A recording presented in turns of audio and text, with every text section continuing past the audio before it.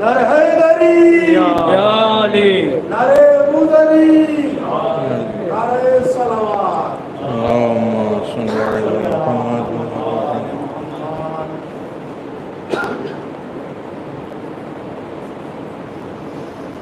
فاتحة.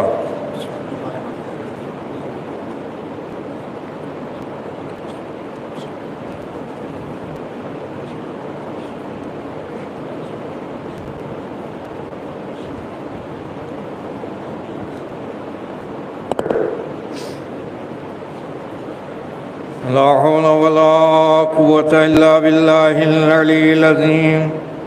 أعوذ بالله من الشيطان اللعين الرجيم.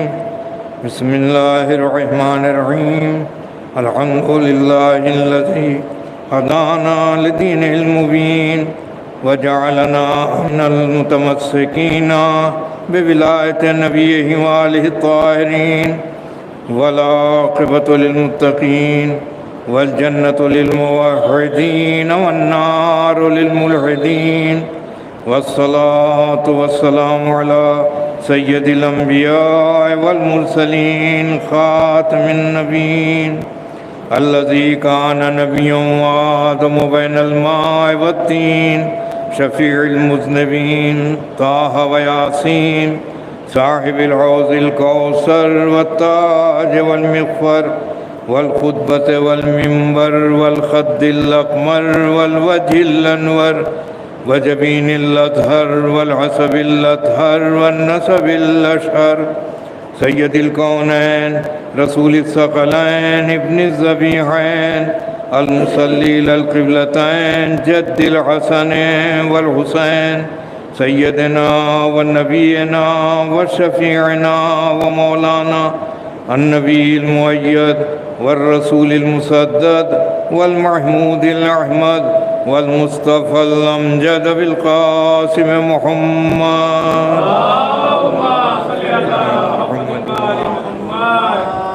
وعلى آله الطيبين الطاهرين المعصومين المظلومين المقتولين، ولعنة الله على أعدائهم ومنكر فضائلهم وغاصب حقوقهم وقاتلهم أجمعين من الآن إلى يوم الدين.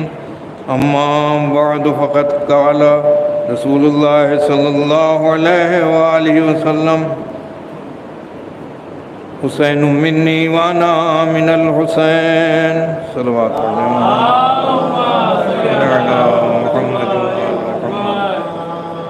مشہور و معروف حدیث گرامی حسین میرا مجھ سے اور میں حسین سے ہوں، یہ پیغمبر اسلام نے ارشاد فرمایا.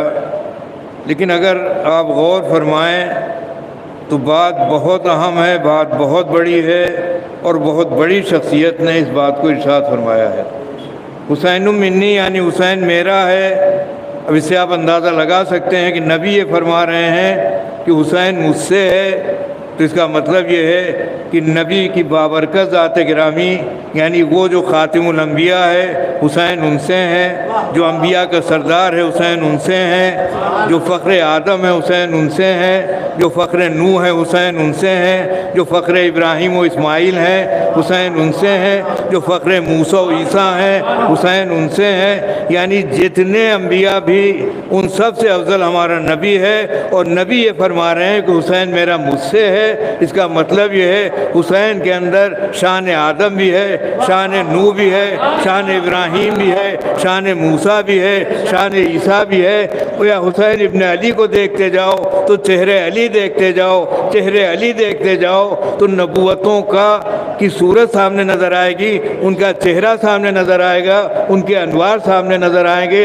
گویا اگر یکجا کر دیا جائے تو ایک لفظ حسین میں سب سمٹ جاتا ہے، اور اگر پھیلا دیا جائے تو کبھی آدم بنتے ہیں، کبھی نوح بنتے ہیں، کبھی ابراہیم بنتے ہیں. صلوات پڑھ دیں محمد. اس لیے کہ باپ کی صفت امیر المومنین کی کہ جسے آدم کو علم میں دیکھنا ہو، नूह को तक़वे में देखना हो, मूसा को हैबत, इब्राहिम को खुल्लत में देखना हो, मूसा को हैबत में देखना हो, ईसा को ज़ुहद में देखना हो, वो अली इब्न अबी तालिब को देख ले। और जब मामला अली इब्न अबी तालिब का आता है तो उन्हीं का नूर है ये, उन्हीं के फर्जंद हैं ये, उन्हीं के औलाद ये हैं, उन्हीं के बेटे ये हैं। यानी अगर हुसैन न होते तो दीन बचता नहीं, और अगर अली न होते तो दीन आता ही नहीं। सलवात पढ़ दे मोहम्मद वाले मोहम्मद। आप मुख्तसर यूँ समझ लें कि नबी दीन लाने वाले हैं, अमीरुल मोमिनीन दीन फैलाने वाले हैं, हुसैन इब्न अली दीन बचाने वाले हैं, जिनके ज़रिए से ये दीन बचा और कायम रहा है। आज मुझे जो बात अर्ज़ करना है वो इसी तनाजुर में कि इमाम हुसैन अलैहिस्सलाम की कुर्बानी, अहम तरीन कुर्बानी, और उसके पस मंज़र में क्या है। यानी दीन के लिए जब ये कुर्बानी दी है तो आपने कुर्बानी फ़कत एक चीज़ के लिए नहीं दी है, बल्कि पूरे दीन के लिए दी है। तो कोई जहन में ये ख्याल न लाए कि ये कुर्बानी फ़कत एक चीज़ के लिए है, नहीं, बल्कि अगर ये कुर्बानी दीन के लिए, शायर ने क्या बेहतरीन तर्जुमानी की है, और वो तर्जुमानी हकीकत में है। बज़ाहिर लोग समझ बैठते हैं कि शेर इमाम हुसैन अलैहिस्सलाम का नहीं, बल्कि एक शायर का है कि जिसने इमाम हुसैन के जज्बात की तर्जुमानी की है। और वो क्या है, वह इनकान दीनो मोहम्मदिन लम यस्तकीम, कि दीन मोहम्मदी अगर तू साबित हो उस्तवार और नहीं रह सकता है, तो उस बात क्या इरशाद फरमाते हैं, या सुयूफ़ो खुज़ीनी, के तलवारों आगे बढ़ो और मुझे अपनी बाढ़ पर ले लो। यानी दीन मोहम्मदी वो है कि जो बग़ैर मेरी कुर्बानी के मजबूत नहीं हो सकता है, उस्तवार नहीं हो सकता है, कामयाब नहीं हो सकता है। तो ये तलवारों मुझे अपनी बाढ़ पर ले लो, यानी मेरी कुर्बानी के ज़रिए ये पूरा दीन बच जाएगा। इनकाना दीन मोहम्मदिन लम यस्तकीम इल्ला बिक़त्ली, यानी ये दीन अगर बग़ैर मेरे कत्ल के मजबूत और सवार नहीं हो सकता है तो तलवारों आगे बढ़ो और मुझे अपनी बाढ़ पर ले लो। तो जब बाढ़ पर तलवारों ने ले लिया तो नतीजा क्या हुआ कि दीन बच गया।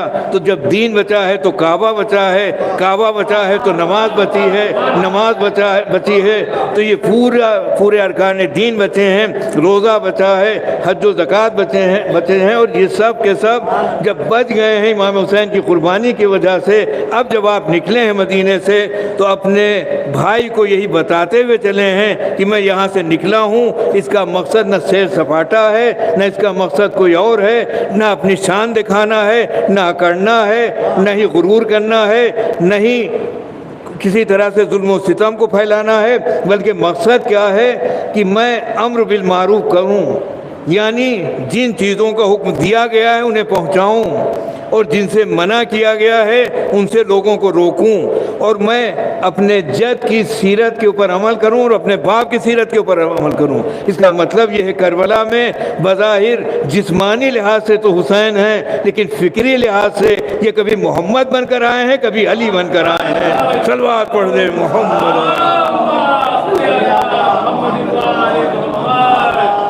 अब अंदाज़ा लगाएं कि कितनी अहम कुर्बानी है इमाम हुसैन की।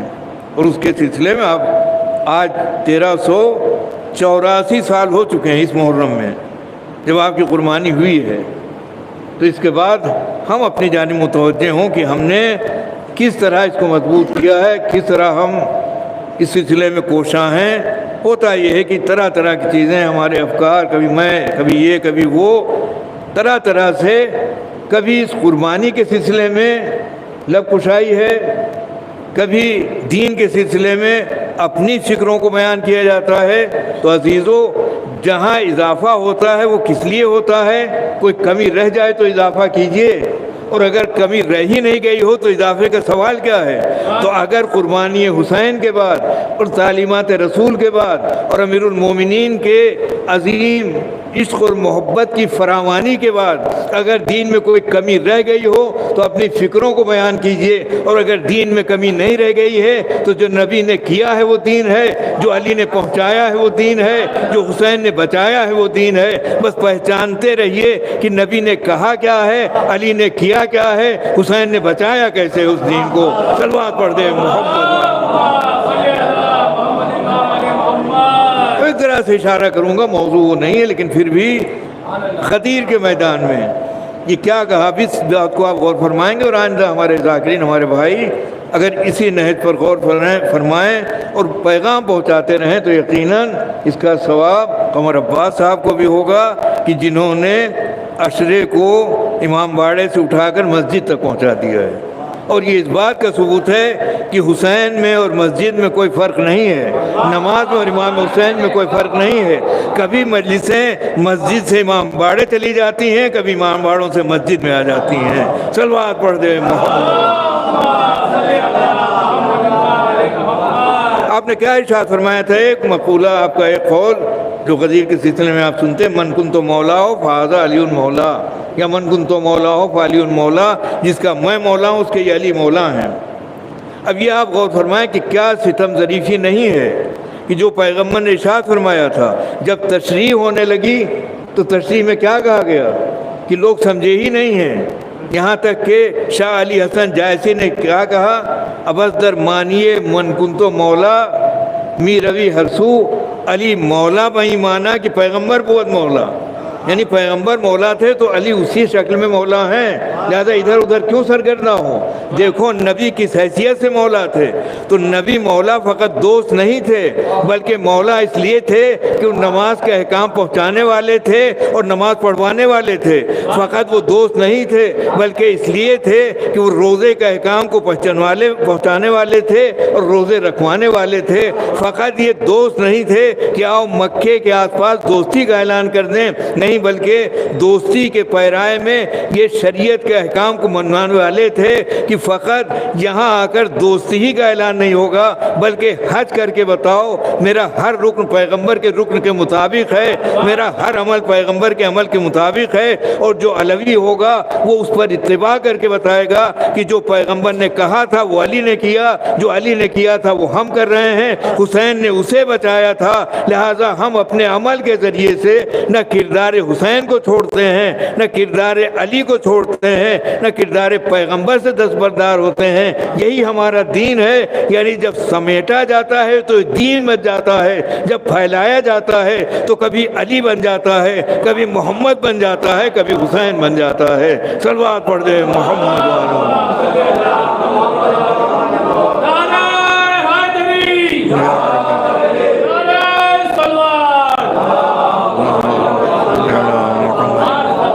تو ولی کس کو کہتے ہیں؟ ولی دوستی کے معنی میں بھی ہے، ولی کون ہے؟ سرپرست اور نگہبان بھی ہے، دونوں ہیں۔ تو یہ کہا جاتا ہے محبت، تو یہ یاد رکھیں محبت کے بغیر تو یہ لفظ صادق آتا ہی نہیں ہے، لہذا ضرورت یہ ہے کہ بنیاد محبت ہو، اور جب محبت بنیاد ہے تو جب دل میں ہوتی ہے تو ولا ہوتی ہے، اور جب یہ سامنے آ جاتی ہے تو ولایت بن جاتی ہے۔ یعنی دل کے اندر ہے تو فقط یہ دل کے اندر ایک جذبہ ہے، اور یہ جذبہ جب بالوں پر نکالتا ہے تو نتیجے میں پرواز میں کبھی نماز بن جاتا ہے، کبھی روزہ بن جاتا ہے، کبھی حج بن جاتا ہے، کبھی زکوٰۃ بن جاتا ہے، اور جب یزیدیت اس کو نقصان پہنچانے کی کوشش کرتی ہے تو فرزند رسول سامنے آ جاتا ہے بشکل حسین منی نہیں بلکہ انا من الحسین، تو نتیجے میں دین ہی نہیں بچتا ہے بلکہ نماز بھی بچ جاتی ہے، روزہ بھی بچ جاتا ہے، حج و زکوٰۃ بھی بچ جاتے ہیں۔ لہذا یہ نہ سوچیں کہ یہ فلاں ایک چیز کو نہیں بچانے آئے تھے، نہیں بلکہ پورے کائنات دین کو بچانے آئے تھے، کہ جس میں نماز فروع دین میں سب سے پہلی منزل میں ہے، اور اس کے بعد تمام چیزیں ہیں۔ جہاں تک ولا کا سوال ہے تو ولا یہ کوئی عمل نہیں ہے بلکہ دن کے اندر کا ایک جذبہ ہے کہ جب یہ اپنے بالوں پر نکالتا ہے تو بشکل نماز، بشکل روزہ، بشکل حج، بشکل زکوٰۃ، یعنی جو عمل کی منزل میں آ جاتا ہے وہی ولایت ہوتی ہے، وہی حکومت ہوتی ہے۔ اور حکمراں کبھی پیغمبر اسلام ہوتے ہیں، کبھی مولائے کائنات ہوتے ہیں، کبھی امام زمانہ حکمراں بن جاتے ہیں۔ محمد اب ایک چیز ہے جس کو میں عرض کر دوں، بہت ہی غور سے سنیں گے، ادھر ادھر وہ کہیں گے نہیں، فکری لحاظ سے کہ اب یہ ایک واقعہ میں نے سنا تھا صادق حسن صاحب سے، اور مجھے ظاہر مطالعہ وغیرہ کر نہیں پاتا ہوں، لہذا کتنا یاد ہے مجھے نہیں میں اس کا دعویٰ کر سکتا ہوں، مگر اتنا ہے کہ لب لباب تو بہرحال معلوم ہے۔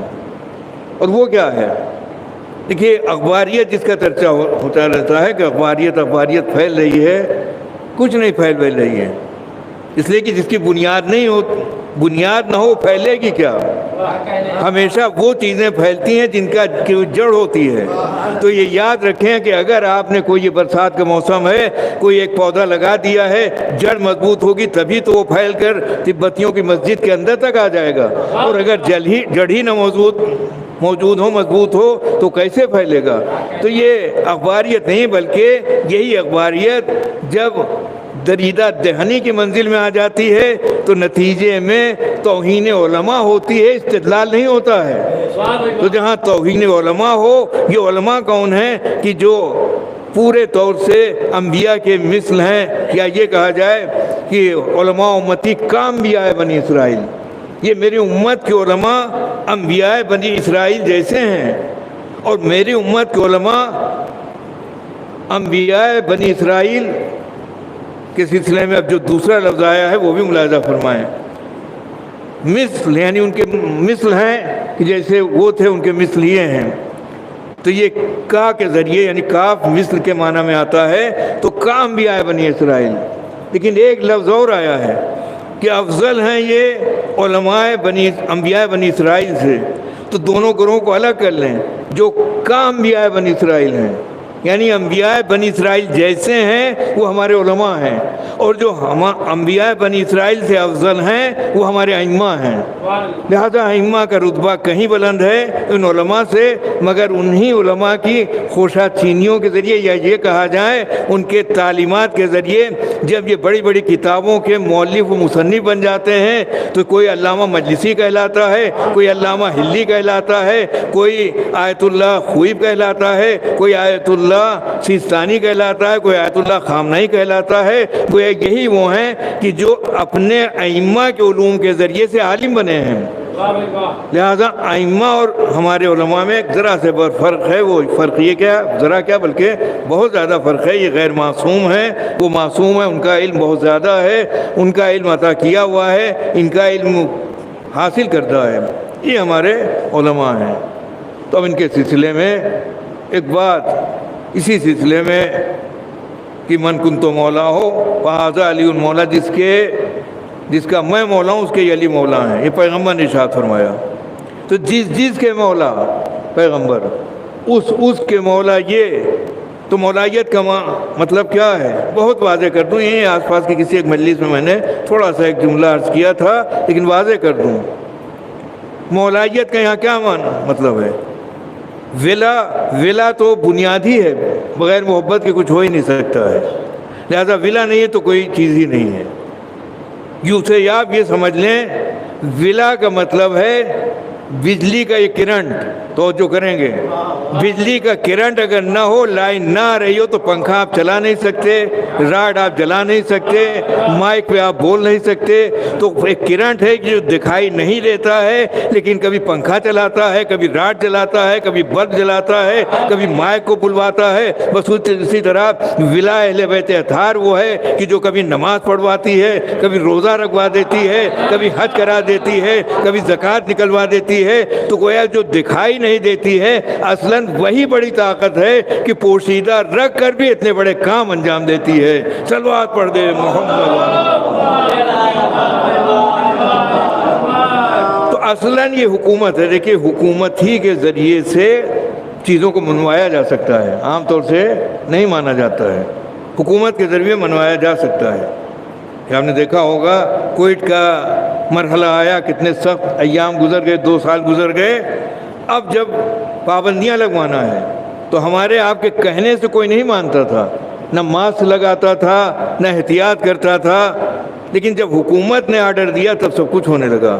تو معلوم یہ ہوتا ہے جب حکومت چاہتی ہے تب ہوتا ہے، تو حکومت کے ذریعے باتوں کو منوایا جاتا ہے۔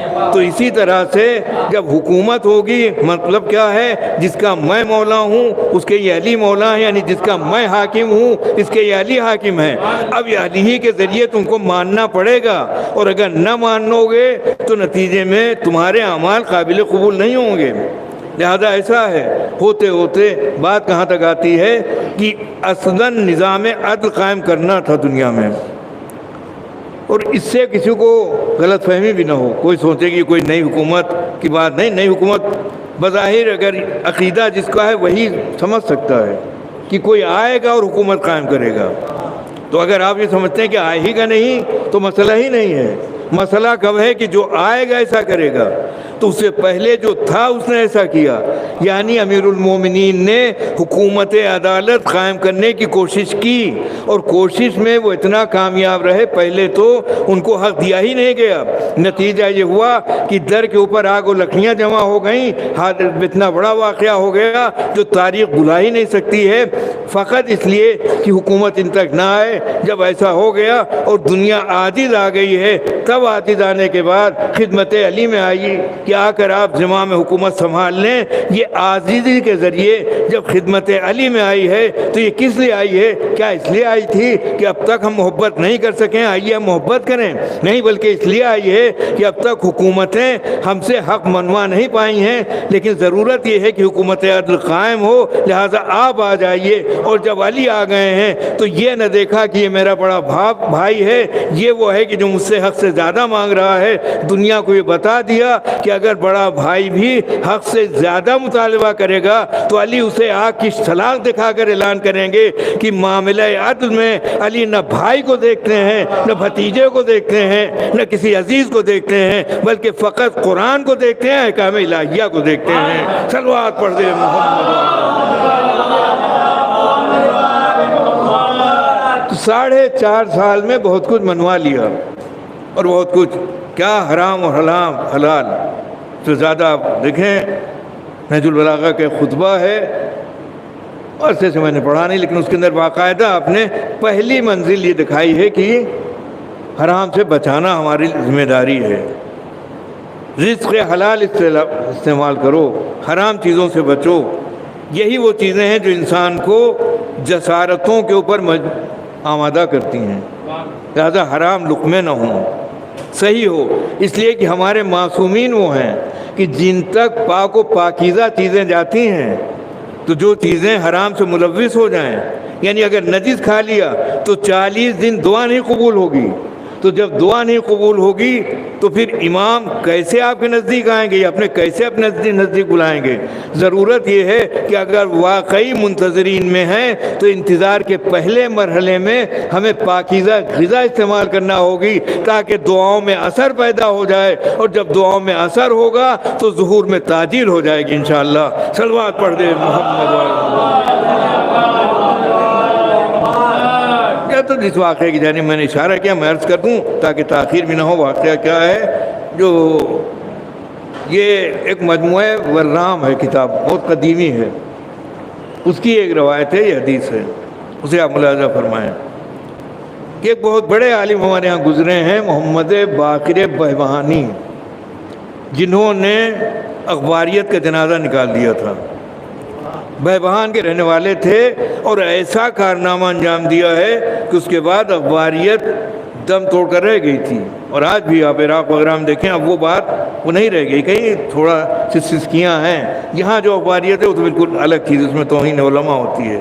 حیدرآباد میں آپ دیکھ دیں لیکن علماء کی تصویریں بچھا کر ان کے اوپر سے لوگوں کو گزارا جاتا ہے. تو یہ غلط ہے. اس لیے بھی غلط ہے کہ کم از کم کچھ نہ کیجئے تو آپ اس کے تو قائل ہیں کہ شبیہ قابل احترام ہوا کرتی ہے. تو یہ جس کی تصویر آپ نے لگائی اس کے سر پہ ایک امامہ ہے، اور امامہ نبی کے امامے کی شبیہ ہے. تو یہ یاد رکھیں کہ جو نبی کی توہین کر لے، اگر وہ علماء کی توہین کرے تو قابل تعجب نہیں ہے. صلوات پڑھ دیں محمد. ایران کا ایک علاقہ ہے بہبہان، اس میں رہتے ہیں، یہ تبلیغ کرتے ہیں، دین پہنچاتے ہیں. بہت زبردست جہاد کیا تھا انہوں نے، اخباریت کو ختم کیا. اصولین یعنی اجتہادوں کے ذریعے سے تقلید وغیرہ کا موضوع یہ سامنے لائے، اس کو مضبوط کیا ہے. لیکن ایک دن خیال آیا کہ میں بہبہان میں رہتا ہوں، کوئی عالم ہے نہیں، میں ہی اکیلا ہوں، تو میں سمجھتا ہوں کہ میں بہت بڑی چیز ہوں، اس لیے کہ میں ان میں سب سے بڑا ہوں اور عالم ہوں، تو اس سے مجھے پھر غرور نہ پیدا ہو جائے. تو اس سے بچنے کے لیے انہوں نے سفر اختیار کیا، کربلا پہنچ گئے. اور یہاں آنے کے بعد کہا یہاں تو علماء کی کثرت ہے، لہذا یہاں میرے اندر غرور پیدا نہیں ہوگا۔ ایک چھوٹی سی مسجد کو انہوں نے اختیار کر لیا، نماز پڑھانے لگے، نماز پڑھا رہے ہیں، اور اسی کے درمیان انہوں نے یہی جو میں نے حوالہ دیا مجموعہ ورام، اس سے ایک روایت انہوں نے پیش کر دی۔ اور روایت کیا ہے؟ انہوں نے روایت پیش کر دی کہ ایک حدیث موجود ہے، روایت ہے، وہ کیا ہے کہ امام زمانہ کے ظہور میں تاخیر،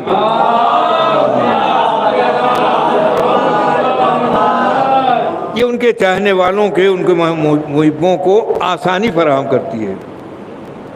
اب ایک دفعہ ایک ہنگامہ ہو گیا کہ ایک تو یہ وہ آئے ہیں کہ جنہوں نے اخباریت کے خلاف جنگ کی، تو جو اخباری تھے، جو کچھ تھے، ان کو موقع مل گیا کہ دیکھو یہ کیسی باتیں کر رہے ہیں، ہم تو انتظار کر رہے ہیں، وہ عجل فرجہم کہہ رہے ہیں، اور یہ کہہ رہے ہیں کہ مومنین کے لیے بہتر ہے، اور یہ حدیث پیش کر رہے ہیں۔ نتیجے میں ان کو زد و کوب کیا، ان کے خلاف ہو گئے سب، وہ بیچارے اپنے گھر میں آ کر بند ہو گئے، جو ایک چھوٹا سا گھر لے رکھا تھا۔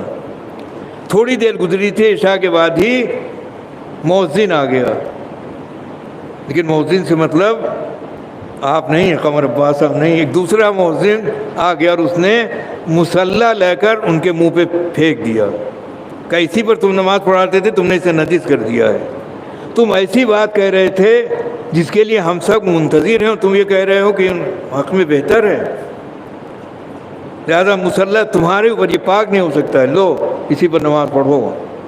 اب بیچارے بہت پریشان کیے، میں نے جو کچھ بھی کہا اس کا کتنا خراب نتیجہ سامنے آ گیا۔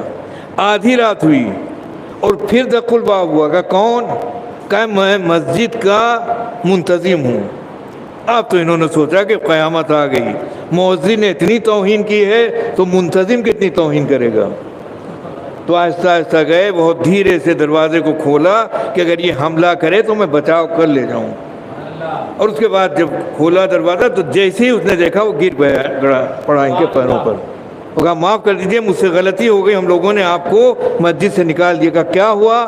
کہا ہم جب گھر گئے اور جا کر سوئے تو ہم نے یہ دیکھا کہ امام ظہور فرما چکے ہیں، بہت غور فرمائیں گے آپ، امام ظہور فرما چکے ہیں، اور جب ظہور فرما چکے ہیں تو نصرت کے ارادے سے میں ان کی خدمت میں حاضر ہوا۔ جیسے میں نے کہا مولا میں حاضر ہوں آپ کے ساتھ رہ کر نصرت کرنے کے لیے، آپ نے کہا فوراً پلٹ جاؤ، یہ جو تمہارا مکان ہے وہ ناجائز پیسے سے تیار ہوا تھا، لہذا پہلے اسے چھوڑ دو تب میرے پاس آنا۔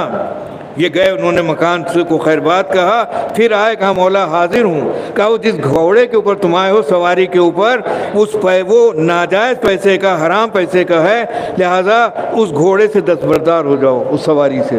یہ بھی کر لیا انہوں نے۔ پھر آئے، کہا یہی نہیں بلکہ تمہارے گھر میں فلاں چیزیں جو ہیں وہ ایسی ہیں جن میں مثلا خمس نہیں نکالا گیا، اور تمام چیزیں ہیں، مال حرام مخلوط ہو گیا ہے، اور امام ایک پاکیزہ آزاد کا نام ہے، لہذا وہاں کوئی ناپاک چیز نہیں آ سکتی ہے، وہی آئے گی جو حرام نہ ہو بلکہ حلال ہو، لہذا جاؤ اور جا کر اس سے دستبردار ہو۔ یہ گئے، تمام اسباب سے دستبردار ہو گئے۔ پھر آئے، اور آنے کے بعد کہا میں نے یہ کر دیا۔ کہا تم نے جو عقد کیا تھا اپنی زوجہ سے، جو مہر دیا تھا، وہ مہر تمہارا ناجائز پیسے سے تھا، اس لیے کہ تم نے خمس نہیں نکالا تھا، اور اس میں خرابیاں تھیں، لہذا جاؤ جا کر اس کو طلاق دے دو۔ تو نتیجہ یہ ہوا کہ آئے، انہوں نے بیوی کو طلاق دے دیا۔ اب یہ بہت پریشان کہ اب کریں کیا، یہ ہو کیا رہا ہے۔ پھر خدمت امام میں آئے، کہا ہم نے دے دیا طلاق۔ کہا جو تمہارا بیٹا ہے وہ ہے کہ جو جسارت کرنے والا ہے، اس کی کسی غلطی کو مجھے اس وقت یاد نہیں کہا تھا، لیکن اس کی وجہ سے واجب القتل ہے، جا کر اس کو قتل کر دو تب آؤ۔ اب یہ برہم ہو گئے کہ آپ کیسے امام ہیں، آپ نے میرا گھر برباد کر دیا، میرے گھر کے اندر جو کچھ تھا وہ سب ختم ہو گیا، اب آپ میرے بیٹے کو قتل کرنے کے لیے کہہ رہے ہیں۔ اور بس یہ کہہ ہی رہے تھے کہ آنکھ کھل گئی، تب اندازہ ہوا کہ امام کے ظہور میں تاخیر کیوں ہے، اس لیے کہ مومنین تیار نہیں ہیں، ناجائز قبضے ہیں، دیوار کسی کے گھر میں ہے، مکان کسی کا ہے، خمس نکالا نہیں ہے، کرایہ ادا نہیں کر رہے ہیں، اور پھر دعویٰ یہ کر رہے ہیں کہ امام کا ظہور ہو جائے، جب ظہور ہو جائے گا تو یہ فرزند زہرا کا ظہور ہوگا، کسی ناپاک کے بیٹے کا ظہور نہیں ہوگا۔ لہذا جب فرزند زہرا کا ظہور ہوگا تو پاکیزگی یہاں مزاج ہوگی، طہارت یہاں کا معیار ہوگا، تمام چیزیں وہ ہوں گی۔ لہذا پہلے اس لائق بناؤ کہ فرزند زہرا کا استقبال کر سکو، تب انشاءاللہ ظہور بھی ہو جائے گا، حکومت امام زمانہ بھی قائم ہو جائے گی۔ صلوات پڑھ دے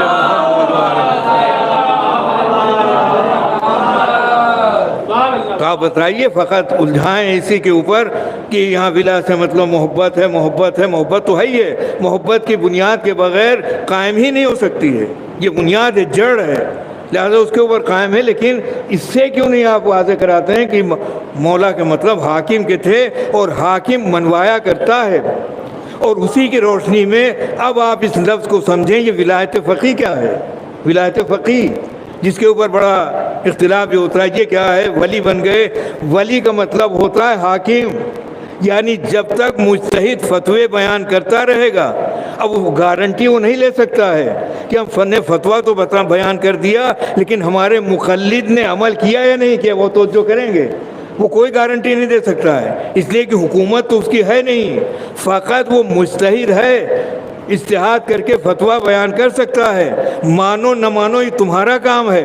لہذا کوئی ایسی طاقت ضروری ہے کہ جو ولی بھی ہو، یعنی حاکم بھی ہو، فتووں کو منوانا جانتا بھی ہو، احکام شریعت کو قبول کرانا جانتا بھی ہو، وہی ولی فقیہ ہوا کرتا ہے، اور اپنے دور حکومت کے دائرے کے اندر اب جو وہ حکم دے دے گا اس کو ماننا واجب ہو جائے گا، کوئی انکار نہیں کر سکتا ہے۔ اسی لیے ولی فقیہ ہے کہ فقط فقیہ کافی نہیں ہے جب تک وہ حاکم نہ بن جائے۔ جب حاکم بن جاتا ہے تو کبھی نماز پڑھوا دیتا ہے، کبھی روزہ رکھوا دیتا ہے، کبھی زکوٰۃ نکلوا دیتا ہے، کبھی جہاد کرا دیتا ہے۔ اب یہ ہوا کیا؟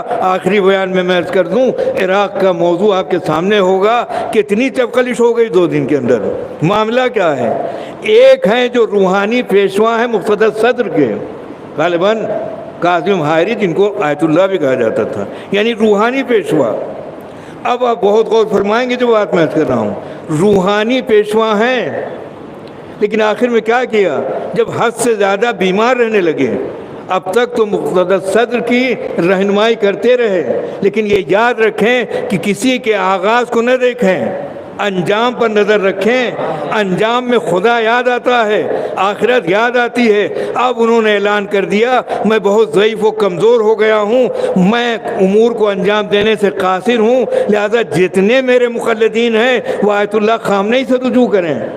جبکہ مقتدر صدر ان کے خلاف اور ان کو اپنا مقتدیٰ ماننے والے ہیں، انہوں نے کیا کہا کہ ان سے رجوع کریں۔ یہ معاملہ کیا ہے؟ جب آخری عمر آئی اور جب آخرت سامنے نظر آنے لگی، جب انجام نظر آنے لگا کہ وہاں کیا ہوگا، لہذا تائب ہو کر انہوں نے اگر کسی مرکز کو تلاش کیا ہے تو وہاں تلاش کیا ہے کہ جہاں حکومت اور ولایت ایسی ہے کہ جو اہل بیت کے صدقے میں حاصل ہوئی ہے، نہ کہ ان کی جیسی ہے، اور نتیجے میں جب یہ حکومت قائم ہوتی ہے تو جتنے احکام ہیں ان کو منوایا جاتا ہے۔ لہذا انہوں نے دیگر علماء کا نام نہیں لیا بلکہ آیت اللہ خامنئی کا نام لے کر بتایا، اگر نہیں ہوش آیا ہے تو اب ہوش آ جائے کہ جو بہکا ہوا ہوش کی منزل میں آتا ہے، جب راہ ثواب پر آ جاتا ہے تو نتیجے میں وہ وہیں جاتا ہے جہاں اس کی پیاس بجھ سکتی ہے۔ صلوات پڑھ دے محمد۔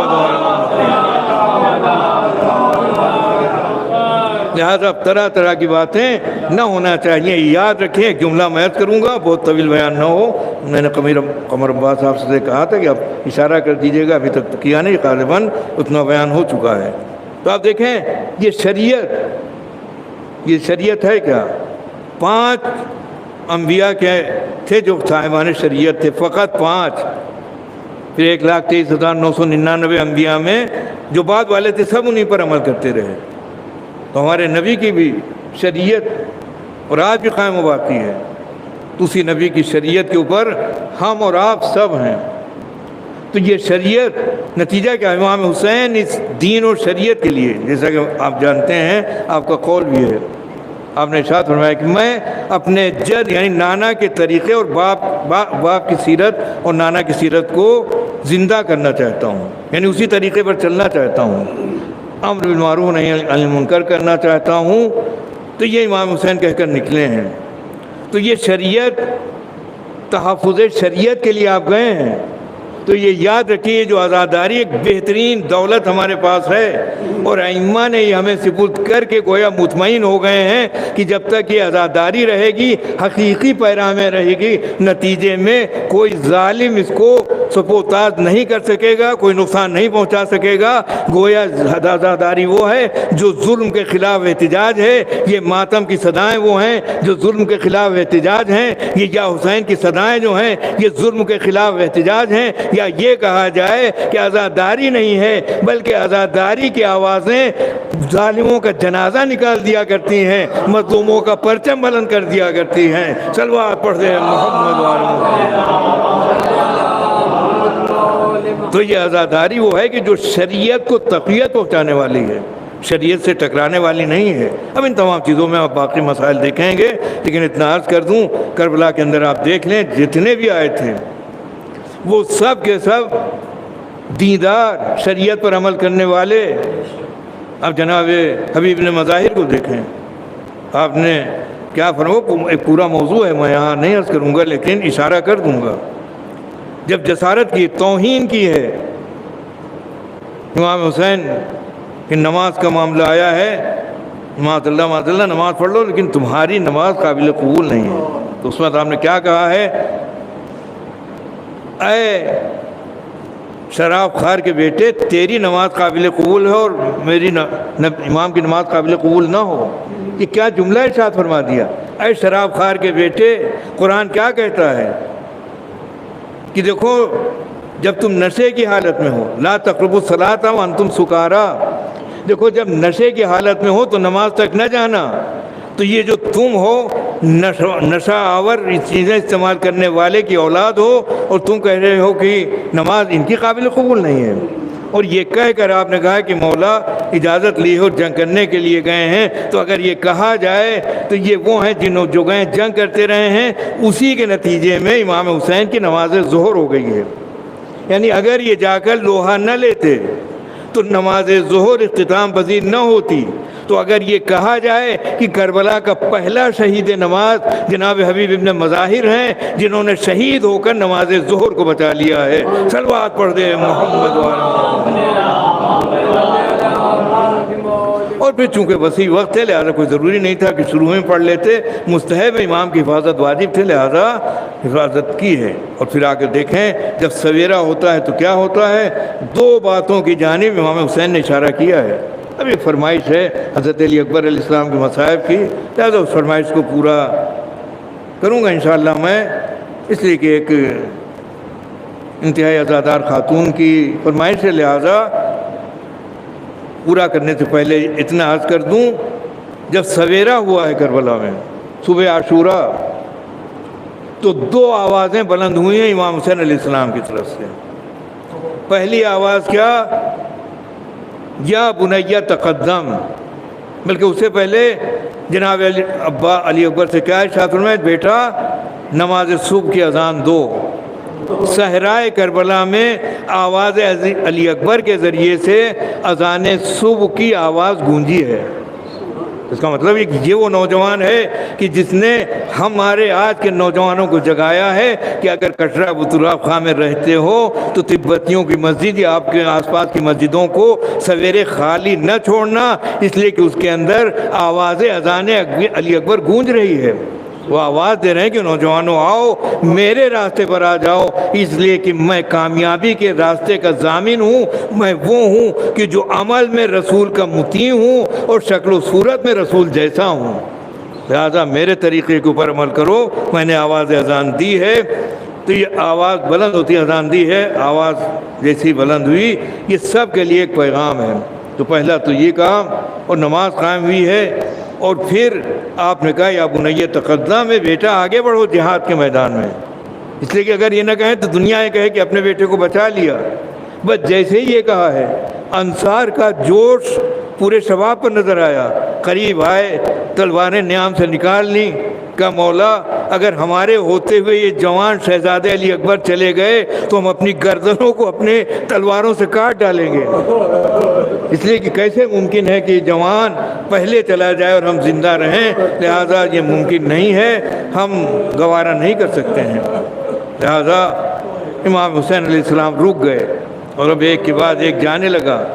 بعض روایتوں میں تو یہ بھی ہے کہ حضرت علی اصغر سے پہلے کے شہید جناب علی اکبر ہیں، اور بعض روایتوں میں یہ ہے کہ کربلا کے پہلے شہید حضرت علی اکبر علیہ السلام ہیں، یعنی پہلے آپ ہی کو بھیجا ہے۔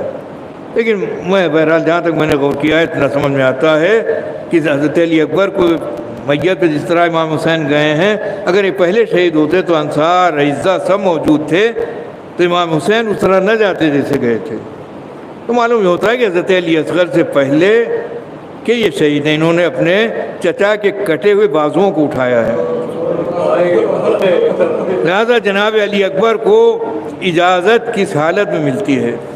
اس وقت جب حضرت علی اکبر آتے ہیں، بابا جان مرنے کی اجازت دے دیجئے، تو تم تو میرے نانا کی شبیہ ہو، جب میں نانا کی زیارت کا مشتاق ہوتا تھا تو میں تمہیں دیکھ لیا کرتا تھا، تمہیں کیسے اجازت دے دوں؟ لیکن بہت اصرار ہوا تو اجازت دی ہے، لیکن انداز کیا ہے؟ اس سے پہلے یہ کہا کہ جاؤ خیمے میں اپنی پھوپھی اور ماں سے اجازت لے لو۔ اور جب گئے ہیں تو دو شہیدوں کے لیے ملتا ہے کہ خیمے سے جب برآمد ہوئے تو عجب کیفیت تھی۔ ایک تو خود حضرت علی اکبر علیہ السلام، پردہ اٹھتا تھا اور گر جاتا تھا، اور دوسرے امام حسین علیہ السلام کی جب خیمے سے برآمد ہوئے ہیں، میر انیس علیہ الرحمن نے نظم کیا ہے، شبیر برآمد ہوئے یوں خیمے کے در سے جس طرح نکلتا ہے جنازہ بھرے گھر سے، تو اس طرح سے جناب علی اکبر برآمد ہوئے ہیں اور گئے ہیں اور پھر آگے بڑھے ہیں۔